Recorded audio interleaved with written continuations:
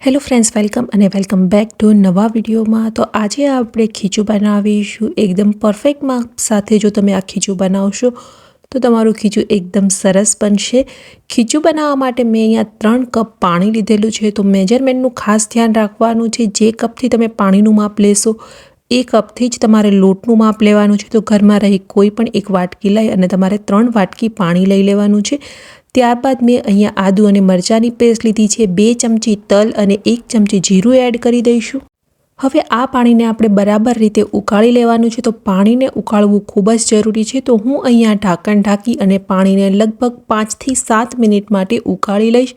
અહીંયા આપણે ઢાંકણ ઢાંકી દેવાનું છે, કારણ કે આદુ અને મરચી આપણે એડ કરેલી છે। જો તમે ખુલ્લા વાસણમાં એમને ઉકાળશો તો આદુ અને મરચીનું જે પાણી છે એ ઉડશે। એટલા માટે અહીંયા આપણું પાણી પ્રોપર રીતે બોઇલ થઈ ગયું છે, તમે જોઈ શકો છો।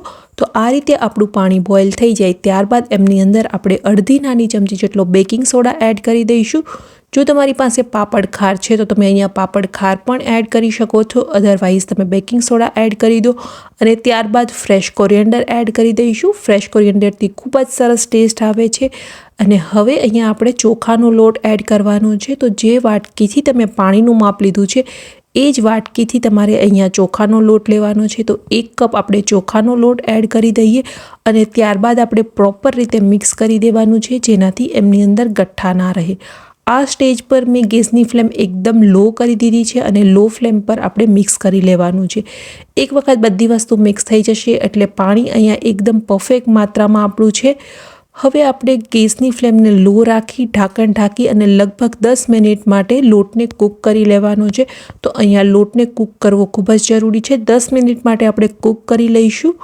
તો 10 મિનિટમાં આપણો લોટ એકદમ સરસ રીતે કૂક થઈ ગયો છે। ઉપરથી આપણે સિંગ તેલ એડ કરી દઈએ।